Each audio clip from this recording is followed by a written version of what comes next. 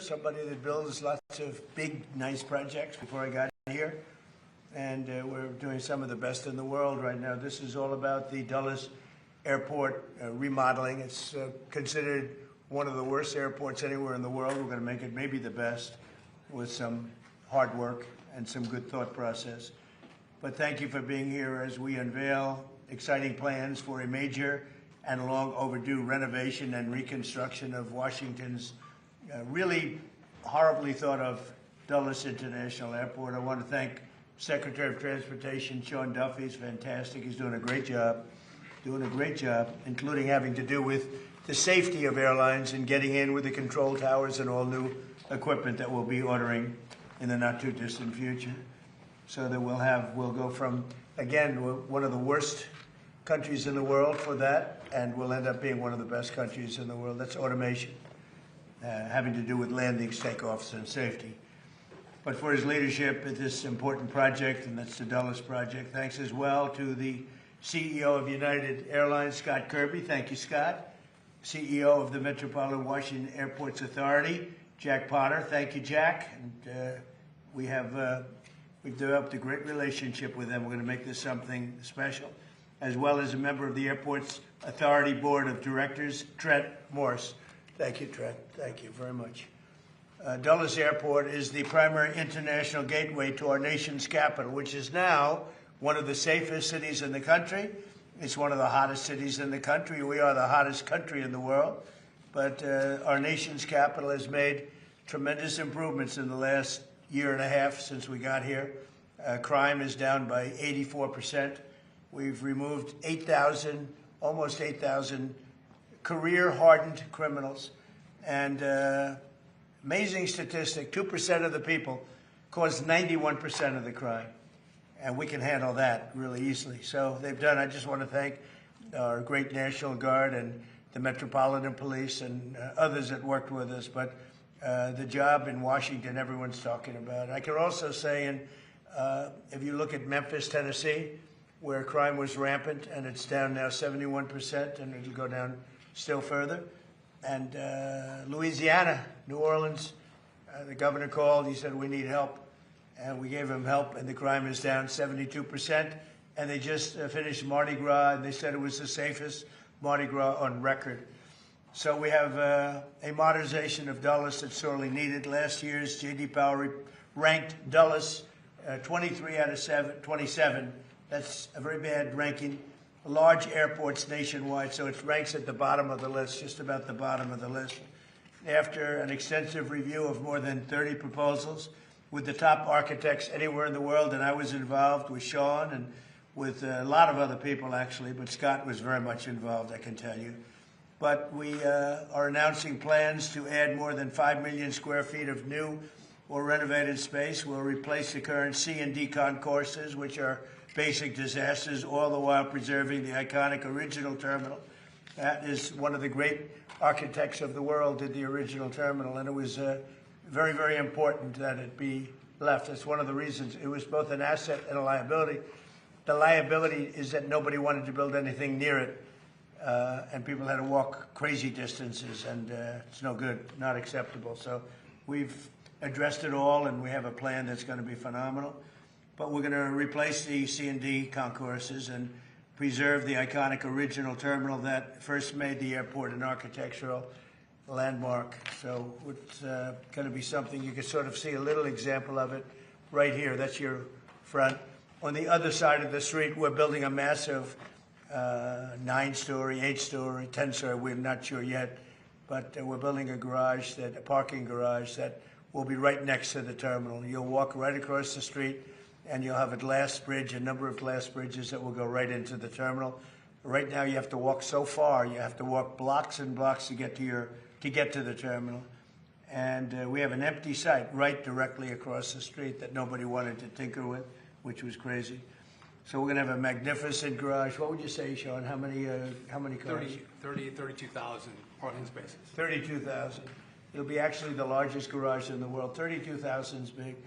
Mostly above ground. We don't like down. People don't like going down underneath. Mostly above ground. It'll be beautiful.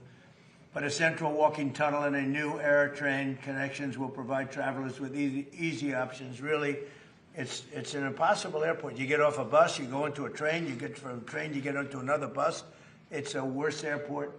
This plan also includes expanded options for parking, modern check-in areas, more efficient security screenings, hotels, et cetera, et cetera. We have a beautiful hotel right on the property, but further away so that we can give the good location, frankly, the best location, to parking.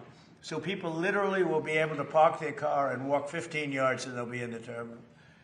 In addition, many of the new restaurants and shops will be added, including plans for one of the largest United Polaris lounges anywhere in the world. It'll be a beautiful level of luxury. This transformation is another step in our ongoing efforts to make Washington, D.C. safe and beautiful again. The safety aspects, both in terms of the airlines and in terms of crime, are unparalleled for what we're doing. For years, the United States has watched other major cities around the globe welcome travelers with grand and modern airports, yet the last major airport built in the United States was Denver in 1995, and it hasn't gotten very great reviews. That's more than 30 years ago, so we're doing something with Dulles that's going to make it, I think, the top, maybe the top anywhere in the world. And by the way, Palm Beach is going to be one of the top too. Palm Beach is going to be incredible what the plans are. The people, Joe, and all the people working in Palm Beach that have done such an incredible job. That's going to be an unbelievable airport very shortly. So it's time to ensure that the United States has the greatest airports anywhere in the world, and we're starting right here with the capital city. And you can see just before Sean goes up, if you take a look, this is only showing the terminal in one rung, but you have numerous of them. You have here, here, here, and you have a spine coming. Here's your main entrance. You have a spine coming right through the building into these massive ports. Now, the planes won't have to be bothered because we drop down a little bit and our walkway is underneath. We have walking systems that go very quickly, or you can walk because it's very close. But this is it. So you enter here. You have a parking garage, which will be built right here. This whole thing is parking garage. Probably 32,000 cars. That'll be a world record. And very convenient. And then you'll have glass tunnels that go into the airport right from here. So you'll be one story above. This road stays, beautified and stays. We keep this is your landmark. This is all new. This is your first tunnel, and then you drop down from there on. And so that when you have the planes, we'll be able to go right across without having to go back, make turns or anything else. It's going to be amazing. It'll be one of the largest airports anywhere in the world, and I think it'll be actually one of the most efficient and the best.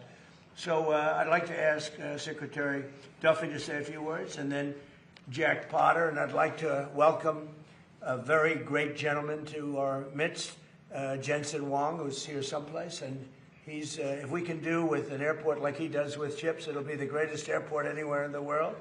He looks at this problem as being a very simple, problem to solve because his chips are a little bit more complicated. But it's important that he's able to travel nicely along with everybody else. And right now, this is not a very good airport. We're going to make it a great airport.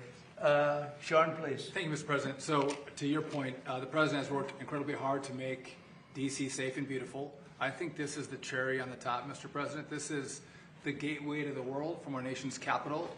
And any of you who've traveled through Dulles, it is dark, it is dated, a little dank maybe. It's not a great airport. And so we had multiple architects come in and present to the President. And we are blessed that not only does he give us time to really important matters, but he gave his building skill to take the best of all the designs and come up with this concept. So just if I could quickly point out, we keep the Saarinen building, so that's going to be the foyer, a whole new head house. We are going to get rid of the people movers, Mr. President. So if you don't know what these are like elevated buses. It's kind of like, it looks like it's from Star Wars, if you will. And they're slow, and people are angry about them. We are going to get rid of those. We are going to have a horseshoe train system throughout the airport. And as you mentioned, right down the spine of the airport is going to be a walkway. So easy access to all of your gates, fast movement. And what I like the president, he was like, listen, we have to have great parking. So when you pull up to the airport, you have easy access to the concourses, to the terminal. And so I think this is one of the best designs, Mr. President, probably because you actually did it, that you'll see in the country as a whole. We've had this. This is bipartisan, Mr. President. A lot of people, whether you're Republican or Democrat, you hate the way Dulles operates. So everyone's come together, and we're building for America and building for the future. And it's your vision that made this happen. So thank you for doing this. And it's going to be, I think, it's going to be the premier airport in our country when you're done with it. Well, thus far, what John said about bipartisan really is bipartisan, and I don't know if that's because it's the right thing to do, which it is, but it's also that whether you're a Republican or Democrat, you don't want to go and be subjected to this airport, because this airport is it's a terrible place to be, and it's going to be, I believe it's going to go, it'll be rated, within a few years, it'll be rated the best airport in the country. So it's going to be so efficient. Right now, it's totally inefficient. Between the trams and the Star Wars thing that they call it the Star Wars, and elevated buses, and nobody knows what's going on. It's a real mess. And as you know, United is subjected to it. It doesn't help United very much. He's been very much involved with what we've done, and other airlines too. And I have to say that we've had over 30 architects and 30 different designs, and we did a little cherry picking, and we spoke to a lot of people about it, and we've come up with a plan that's efficient and really beautiful, and I think it's going to give you one of the most beautiful, keeping the Saarinen. So Saarinen was one of the great architects of the world, and when he built this 30 years ago, I guess, or about that, this was considered one of the eighth wonder of the world. This was considered the greatest terminal anywhere in the country, and it is. It needs some work, it needs some fix-up, but it'll be architecturally amazing, the rounded glass and the whole thing, massive sheets of glass. Cost was no object, unfortunately or fortunately, and we're going to be using that, and it's going to be fixed. We're using it again as the primary entrance, and almost that's about it, because essentially this is a brand new airport, and yet we're going to be able to work it well enough that it'll work at least as efficiently as it works right now. And in the end, you're going to end up with, I think, maybe the best airport and one of the biggest airports anywhere in the world. And it's going to be a great thing for Washington, D.C. So could I ask Jack to say a few words, please? Yes. Jack? Thank you, Mr. President. Thank you for your inspiration here and challenge. You challenged all of us to step into the issues that you just described. We're very proud of the process that we've gone through. We're very happy that United Airlines, the Airports Authority, and the other airlines have agreed to step up and fund this thing. So this is not requiring federal dollars. This is going to be airport-generated dollars, airline contributions, which is phenomenal. It means that we're off to a fast start here. We're engaging with the Saarinen family to make sure that they stay intimately involved with this. All the aspects that were just described, I think, will make this a world-class airport. And you challenged us to do this. We're building off of growth, though. I have to tell you, our airport was the fastest growing airport in 24 and 25 of any large airport in the country. So we're going to continue to build on the momentum that we have, and we're excited about taking on this challenge, and it will be a challenge to construct this. And our goal is to construct it and make sure that the traveling public there'll be minimal impact to them as they transit through our airport. So again, Mr. President, thank you for your inspiration, and we look forward to you to continue to participate in this in the coming years, because we're going to bring designs to you and other things. So we very much look forward to working with you. Thank you very much. Great job, Tim. Scott, would you like to say something? Well, thank you, Mr. President. Thank you, Mr. Secretary and Jack and everyone. We're really, United, we're really excited to have this project get off the ground. The terminal that's out there today was built 45 years ago. It was meant to be temporary. And so I've spent my whole career at United Airlines waiting for this day, and all the people of United Airlines have spent even longer waiting for the day that we could have really the best airport in the world. And this design is one that works great for the airline. The President talked about how it works great on the outside for the airline, but it's going to be a beautiful airport inside for customers. It's something that all of us at United, but really all Americans will be able to be proud of, having an airport when people come into the capital that really represents what the United States of America stands for. So I'm proud of it as a CEO of United, but proud of it as an American as well. It's going to be a great one. Thank you. Thank you for your help. And Trent, would you like to say something? Yeah, thank you, Mr. President, for your leadership on this. On behalf of the MWA board, this is something that everyone's tried to do for decades, and no one's been able to get it done. And without the president's leadership on it, we'd be back in square one. So thank you for your leadership on this project. Thank you to United and the Department of Transportation for moving this along as quickly as possible. One of the things that is interesting, they were going to build this over a 60-year period. They were going to start with a little section here, a little section there, and that wouldn't have worked. It wasn't a design like this, but it wouldn't have worked. So we're doing it all at one time. It'll all be completed, and it'll be beautiful, and it'll be something very special. I'd like to say something. Thank you, Mr. President. I really want to thank the Airport Authority and United Airlines for your partnership, the board of the Airport Authority. Your partnership is critical to make this happen. I know you had a plan to improve the airport, but as the President said, it was a long-term plan. We thought it was too modest, too slow, too modest. And 60 years isn't too long. Decades. But with the President's attention and focus on this, it's 2 years. accelerated, it's expanded, and we're actually going to realize the vision, and a much greater vision now. So it's a very exciting day for Washington, for the whole nation. Well, these people have all been fantastic, and they want to see it get done and get done properly, and it should be done as one airport, not being built in chunks, which would have been, frankly, a catastrophe, I think. So, thank you very much. You have any questions? President, thank you, Mr. President. Very quickly on this issue, did you just say 2 years? It would take 2 years to We finish think this? we can get it started fairly quickly. It's largely financed, and we need some approvals from Congress probably, but generally speaking, it's been very And bipartisan. then on the attack, the drone attack on the LNG tanker off of Egypt, Yeah. what can you tell us about that? And is there any indication it's Iran related? Does it represent? Well, I'm going widening to give of you a the war? report. I've been briefed. It's a little more of the same, but it's going to be straightening out. It's going to be straightening out. In the meantime, we're going to be hitting them very hard because it's our turn to hit them. They know it's coming. They're asking us not to do it, but they tried shooting it last night. So we had 5 rockets shot going 8,500 miles an hour, and all 5 rockets were knocked down to the ground. But they nevertheless took a shot, so it's our turn. And we'll see if we get there with an agreement at some point, but we're going to hit them very hard. Mr. President, first on this, is this expected to affect any incoming or outgoing flights? No, we think we can do it without a lot of disruption, very little. And then It might even be better. on Leader Thune, what's your reaction to him saying that there's no evident path to success on killing the filibuster or passing the Save America Act? Well, that's too bad for him. I mean, that's too bad for him and too bad for the Republican Party. Do you believe that? He's got the votes. He should get it done. He should be able to get it done. Mr. President, thank you. Dr. Fauci invoked the Fifth Amendment more than 100 times today. Yes, Senator sir. Rand Paul said he's going to hold a vote on holding him in contempt of Congress. Do you think Dr. Fauci should face repercussions for this? Well, I watched the whole thing today, but more importantly, I was a part of the whole Fauci. I inherited Fauci. He was here from the 1980s, so I had him for a period of time. And I disagreed with him on a lot. I would have had to close down the whole country if I listened to him. I went the Federalist way, which is basically let the governors decide. And generally speaking, the Republican governors did very well. The Democrat governors did not very well. But Fauci wanted to have nobody wearing masks, if you remember, and then everybody had to wear 5 masks, as many masks as you could get. I mean, made a lot of mistakes. And he wasn't a big factor for me. He was a very big factor for Biden.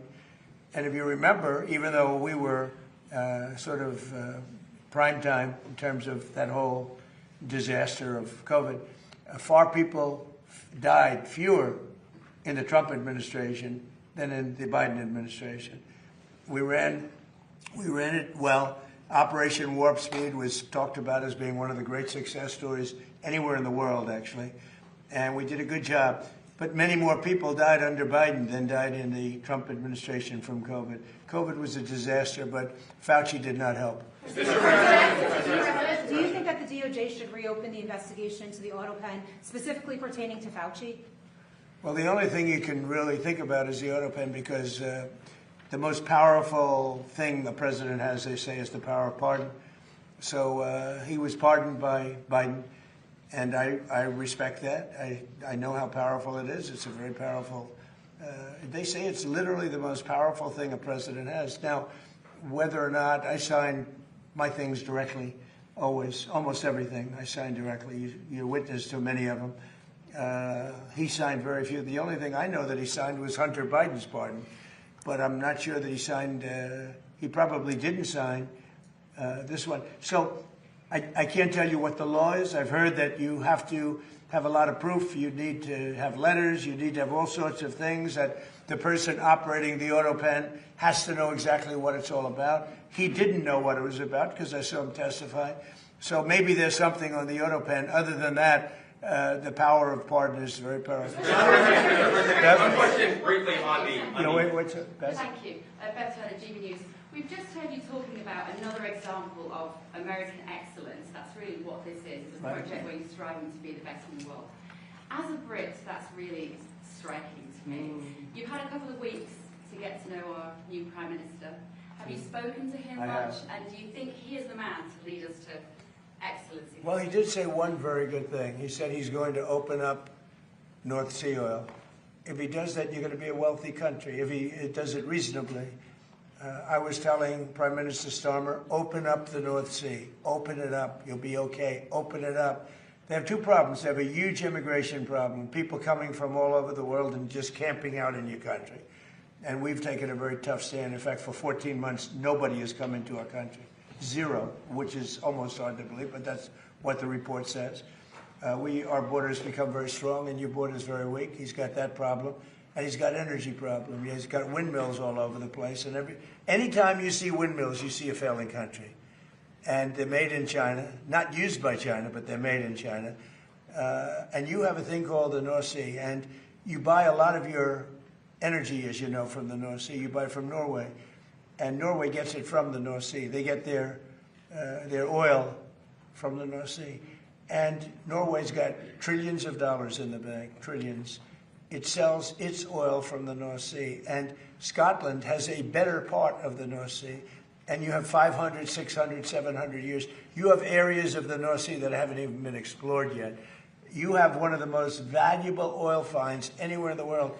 And if the United Kingdom would use it, they'd be a wealthy country again. And I tell you what, I could not get Starmer to use it. It was incredible. Every oil company that I meet, and these are all big giants, every person that I know in the oil business said, please, could you open up the North Sea? Could you get them to open it? They're dying to do it. And if you open up the North Sea to the oil companies, Scotland, Ireland, the UK as a whole, but it's right in Aberdeen, Scotland. It's right in Aberdeen. And that would be one of the most vibrant. You know, it used to be called the oil capital of Europe.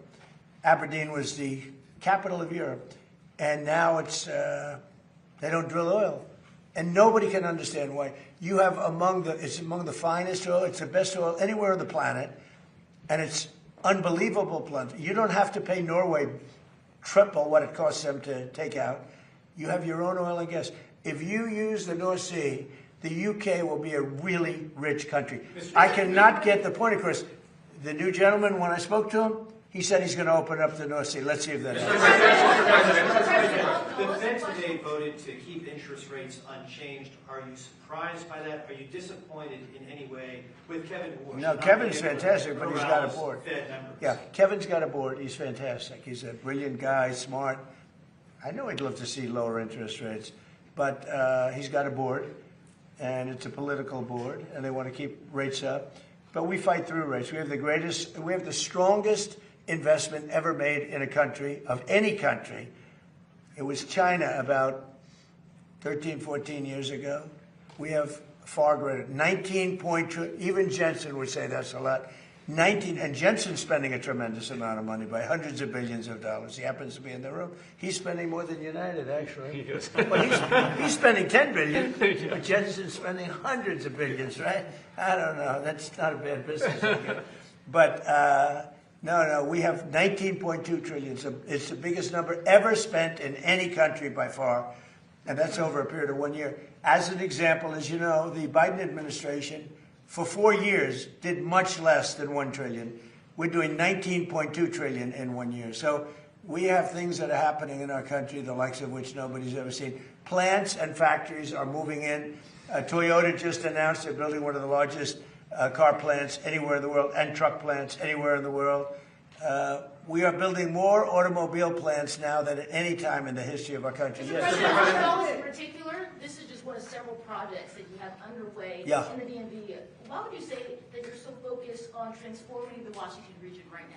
Well, this is an important one. You know, this is travel. So in terms of the importance, I think the Arc is going to be incredible. I think the protected ballroom and military center that we're building at the White House is going to be unbelievable. It's very important. But, you know, this is the airport. This is sort of the lifeblood of a city or a capital, certainly a capital. And this will go from one of the worst, just like Washington. Washington was one of the worst places in this country, and now it's one of the best. You couldn't get into a restaurant because all the restaurants were closing or closed. They were afraid to have it open. Now you can't, if you're a restaurateur, you can't even find space to have a restaurant. The restaurants are booming. So, you know, it's a great thrill. And by the way, if you look, Washington is clean, it's safe, people walk to work. Every day a young man or a young woman comes up and says, "Thank you, sir." I know exactly what he's talking about. They couldn't wait. They were afraid to walk to work. Now they literally walk to the White House. Washington is now a beautiful and clean. We got rid of the graffiti.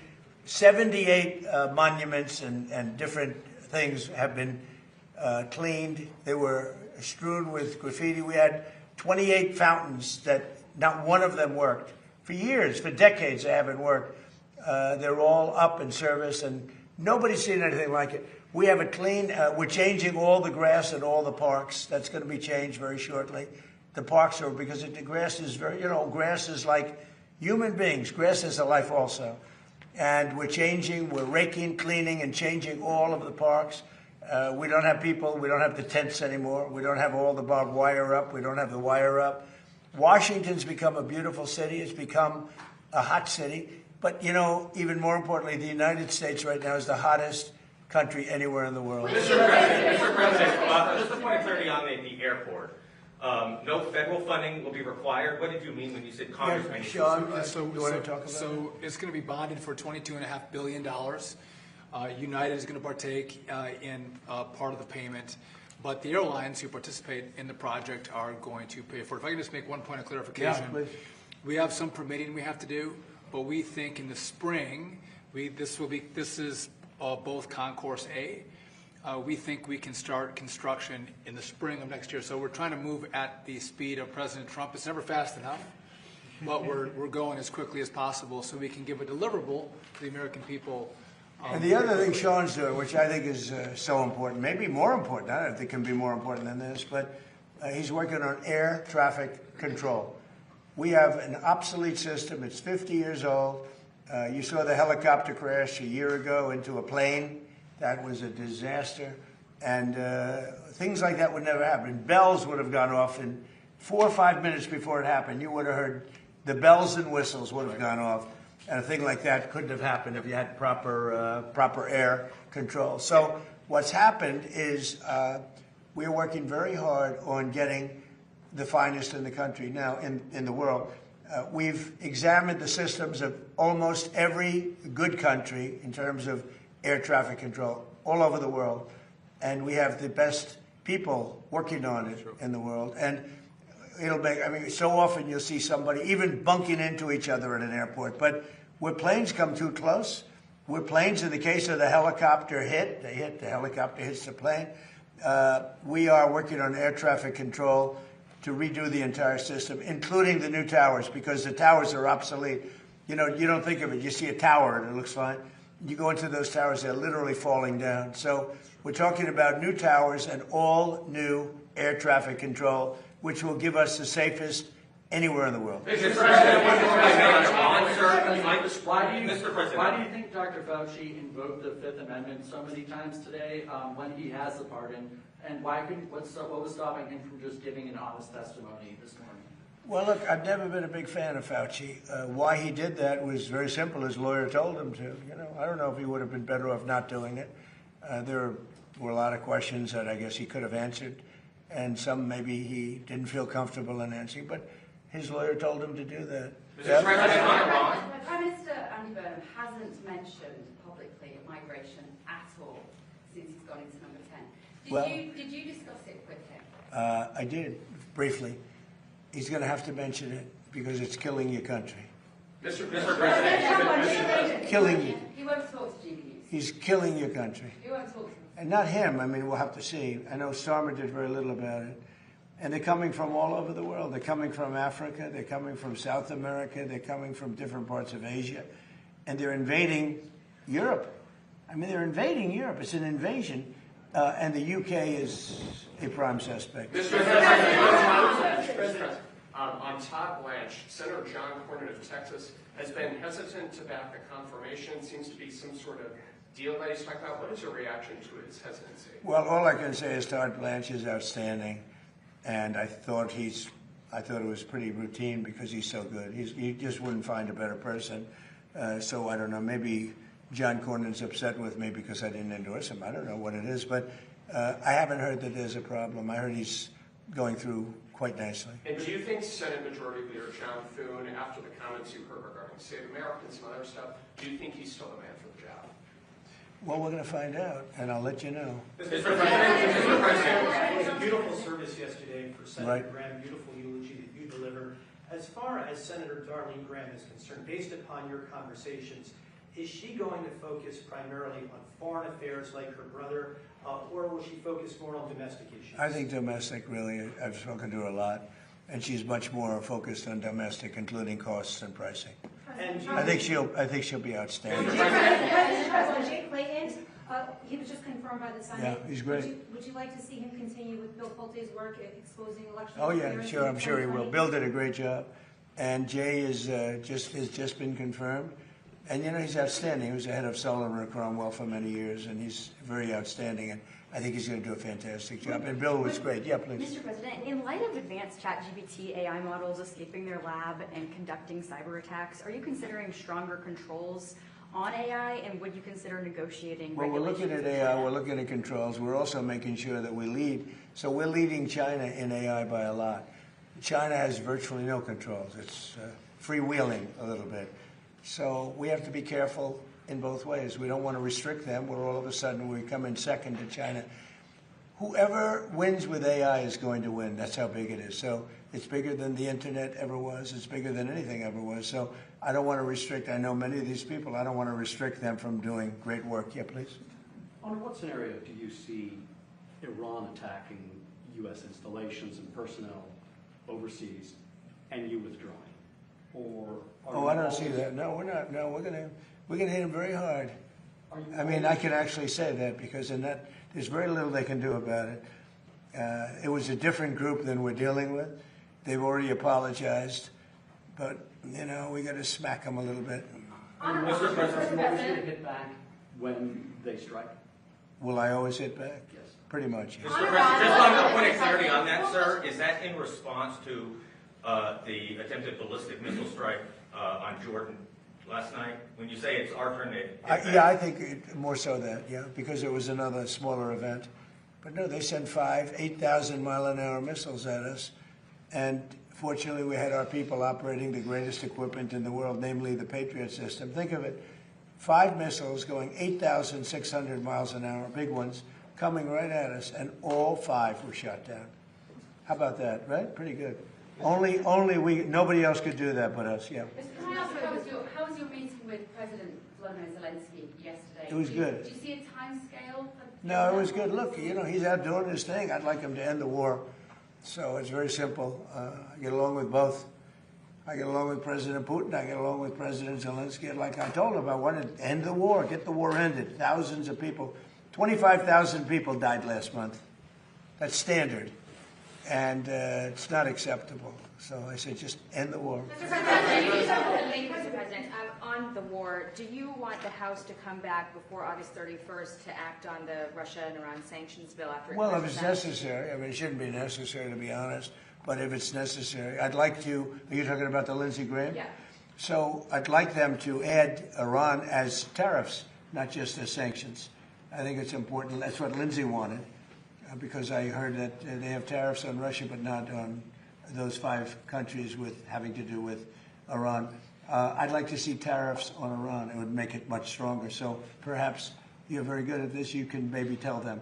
I think they should put in for Russia, but I think they should put in for Iran. And that's really what Lindsay wanted. Yep. And on Iran, one more, sir, sorry. And good job at the dinner the other night. Thank you. Did a great job. Thank you, appreciate that. President Xi told you that China would not give or sell Iran any weapons. And there's a new report that Iran's about to get 400 rocket launchers from China going through Pakistan to Iran. Well, that would be surprising. I mean, things like that happen, but that would be surprising. He told me very strongly he wouldn't partake, and he knows I'd be quite disappointed. Yeah, please. Mr. President, And he's coming here, I think, on September 24th. two questions. First, we're coming up on the 25th anniversary of 9/11, and a good number of 9/11 families have called on New York Mayor Zohran Mamdani to not attend a number of these memorial services. What are your thoughts on that? Well, I think they're having a hard time with Mamdani. The people having to do with anybody having to do with 9/11 right now, on the victim side, and there are a lot of them, they're very unhappy with what's going on in New York, and they're very unhappy with the mayor. I understand that. Yeah, please. Thank you, Mr. President. Senate Republicans are underway in negotiating the budget. Would you sign a CR without the Save America Act attached? Is that something you want to see? I'll have to look at it, but they should get to Save America. How simple can it be? Voter identification, proof of citizenship. I mean, now you have to understand the Democrats, not one Democrat will sign because they want to cheat. There's no way they can get elected if they don't, if that happens. But we should have unanimous Republican support. And if we don't, people should look at those Republicans. But think of it. Who would not sign voter identification with photo? And who would not sign proof of citizenship? Only people that want to cheat. Thank you very much, everybody. Thank you. Thank you very much. Thank you, everybody, guys. Thank you. Thank you. Thank you, Bev.